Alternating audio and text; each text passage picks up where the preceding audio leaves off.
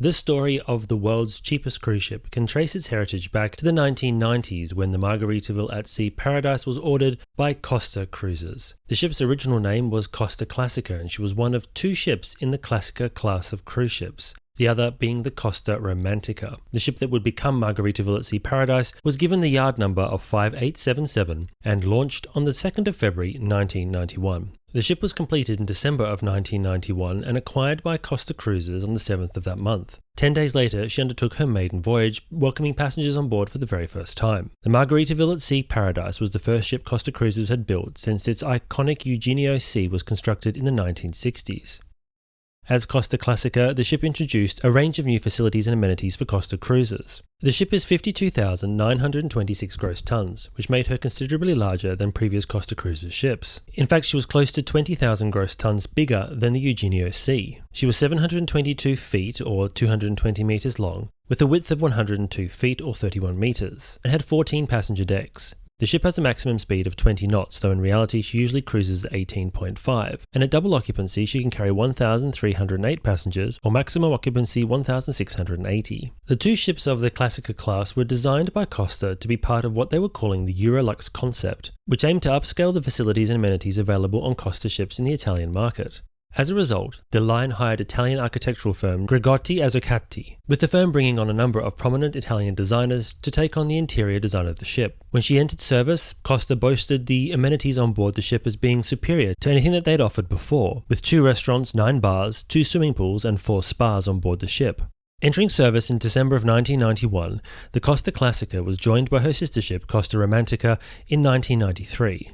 Together, the two ships helped to revolutionize the Costa Cruises brand, and were the penultimate ships designed for Costa Cruises before its complete acquisition by Carnival Corporation in the year 2000. Some other design features that make these ships stand out include the large portholes that were used throughout the ship. You can see large round windows throughout the hull and superstructure. This gives the ship a design that's reminiscent of the ocean liners of days gone by, further added to by the fact that the boat deck was up high, near the bridge deck. The ship had a circular observation lounge clad in glass just above the bridge, and 3 funnels clustered 3/4 aft. This gave the ships a remarkable appearance that made them look modern but also in keeping with ocean liners and passenger ships of a bygone era.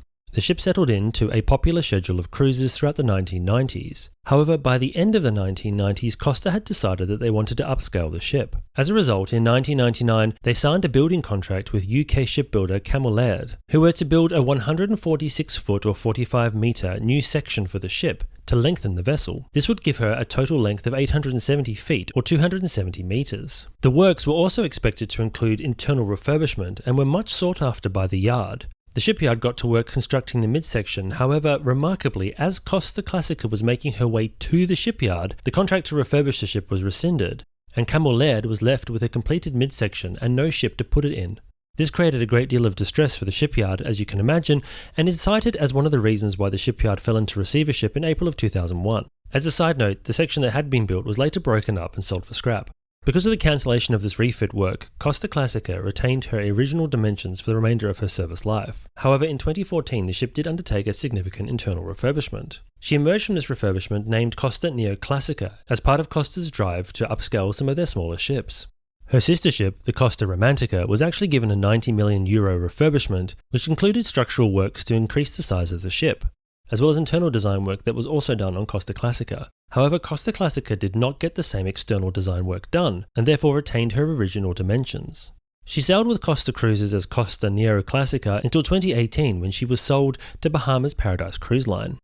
Here, the ship was renamed Grand Classica. She relocated from the European market to Palm Beach, where she operated 2-day cruises to Grand Bahama Island and Freeport. In 2019, following the devastating Hurricane Dorian, the ship was rescheduled to offer 2-day cruises to Nassau. Grand Classica was scheduled to undertake a refurbishment in 2020 and sailed to the Grand Bahama Dry Dock in March of 2020 to commence this refurbishment. However, during the refurbishment, works was halted due to the ongoing impact of the COVID-19 pandemic. The ship returned to service in July of 2021, offering cruises out of the port of Palm Beach.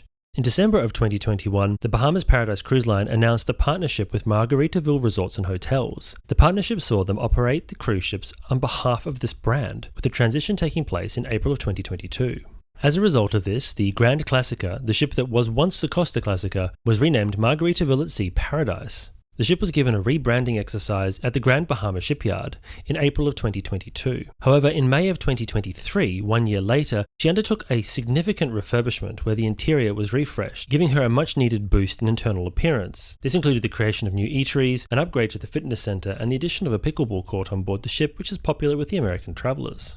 It has not all been smooth sailing for Margaritaville at Sea Paradise, with several incidents and issues occurring since the ship was rebranded. This includes reports that the ship was given a failing grade in a CDC, or Center for Disease Control and Prevention, inspection in May of 2024. Additionally, the ship continues to receive mixed reviews, with plenty of YouTubers and cruise vloggers slamming the interior design of the ship and the service on board. However, at the same time, she has received a 4-star review from the much-respected cruise critic, who are experts at reviewing cruise ships, and she receives 3.5 stars on TripAdvisor. So I think it really does come down to what your expectations are when you board one of the cheapest cruise ships in the world. With a starting price of around about $49, it's not surprising that cruises on board this ship might not be at the highest standard that you're expecting from other cruise ships. And yet she does seem to have found herself a niche in the market that attracts first-time cruisers and people who are after a cheap and cheerful voyage with no frills attached.